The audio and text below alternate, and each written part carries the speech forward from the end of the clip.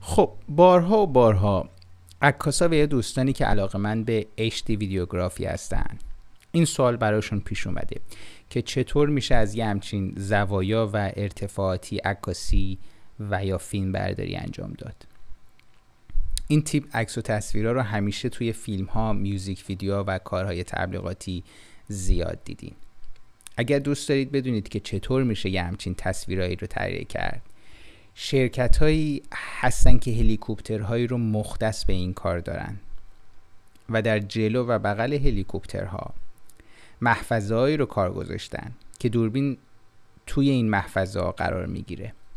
و از داخل هلیکوپتر این محفظه ها قابل کنترل کردن هستش.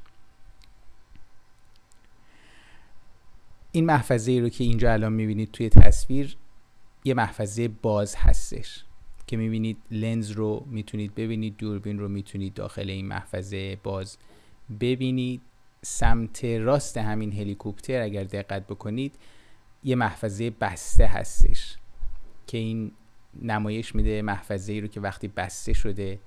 و میشه هر قسمتی از هلیکوپتر کار گذاشتش. این شرکت ها این هلیکوپترها رو به صورت روزانه یا حالا ساعتی بر حسب پروژه شما به همراه خلبان اجاره میدن و عکاس به راحتی میشینه داخل هلیکوپتر و دوربین ها رو از طریق مانیتور از داخل هلیکوپتر کنترل میکنه و تصاویر و فیلمایی رو که دلش میخواد از زوایایی که دلش میخواد تهیه میکنه.